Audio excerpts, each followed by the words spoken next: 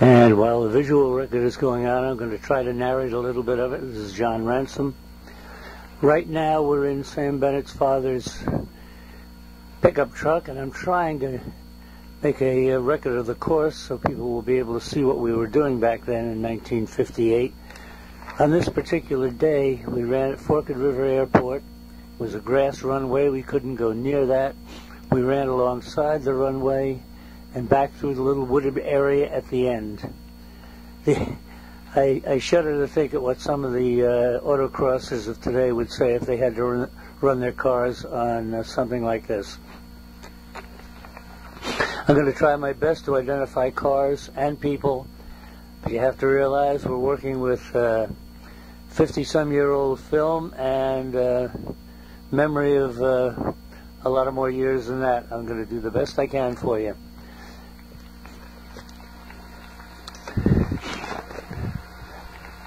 And here we go. Well, no, we're gonna do the course again, I guess. The penalty for off course was not 5 seconds or 10 seconds. It was considerably more severe than that. Okay, here is the parade lap. I can't tell you who's driving the lead car even. Some of these cars you'll be able to identify, some you won't. It's a bit blurry. What Sam and I did, Sam was stationed up in the woods with a camera. I was back on the start-finish line with a camera. And we tried to get each car as it started, ran through the woods, and then came back, and we spliced the film as best we could, and I just realized while watching this that everybody got 2 runs. That, by the way, is Ken Left taking off there in his Carbon Ghia Porsche. It was a Carbon Ghia Volkswagen with a Porsche 1500 engine and brakes. At any rate, what Sam and I did, and you'll see exactly what it is, when we spliced it up, we combined the 2 runs each driver had into one continuous run. So if it looks a little confusing going back to see the car go in the same place twice, that's the reason for it.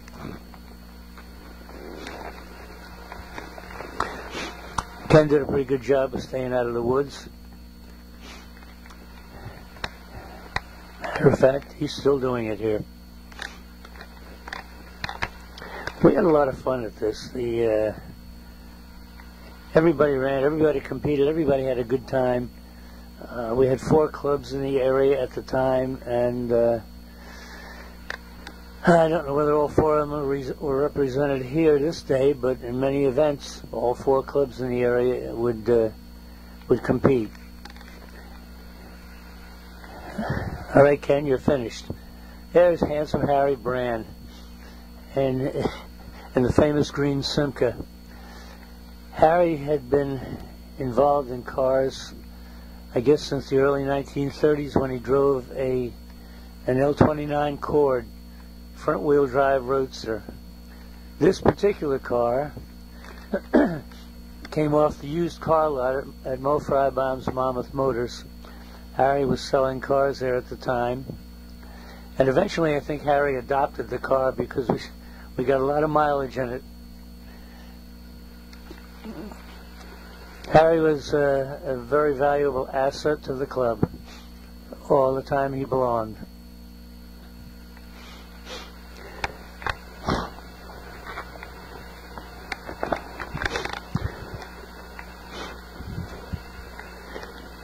Harry, you did well. You didn't get lost. We weren't able to afford pylons back then, by the way. We just nailed flags to sticks and stuck them in the ground.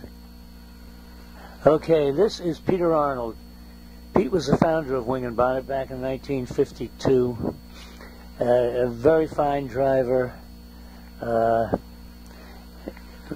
just totally devoted to the club for many years. Went through a whole succession of cars. His last car was a Porsche 928, I believe. But at any rate, The unique part about this little 1300 Fiat, at that time it was sort of de rigueur to have an international license plate on the back of your car, D for Germany, GB for Great Britain. Pete had one on the back of the Fiat that said Upper US. I don't know how much trouble it might have gotten them into. This, I believe, is Tanike Ronson from Heel and Toe Car Club in his MGTD. Tanike was very active for a number of years. Heel and Toe, by the way, well, I'll get it later. This would be Dick Matthews, I think, in the two-cycle Saab, an early Saab. Dick, at that time, Matthews Brothers in Red Bank, sold all sorts of automobiles. Ultimately, it became Red Bank Volvo, and Dick's son Jim is still involved in the company. As I started to say, originally it was Wing and Bonnet Car Club, and then Heel and Toe Club was formed out of people who weren't happy with the way Wing and Bonnet was being run. So they went off and formed a club of their own, and we still cooperated. We ran their events, they ran ours. Then there was Monmouth College Sports Car Club, and also Surf Corvette Club, and later on Middle Atlantic Rally Club. So there were at least 4 or 5 clubs at one time in the area, all running events, all cooperating with each other.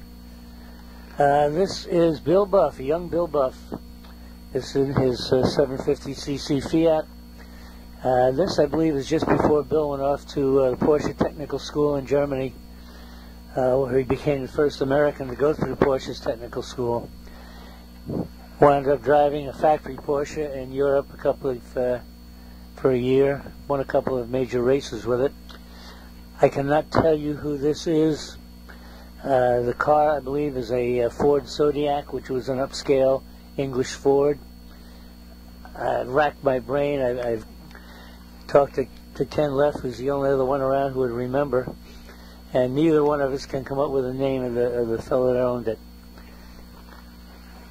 I think this was his first autocross, and after getting his car back in the woods, it may have been his last, I'm not sure.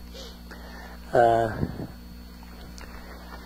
and Bonnet started doing autocross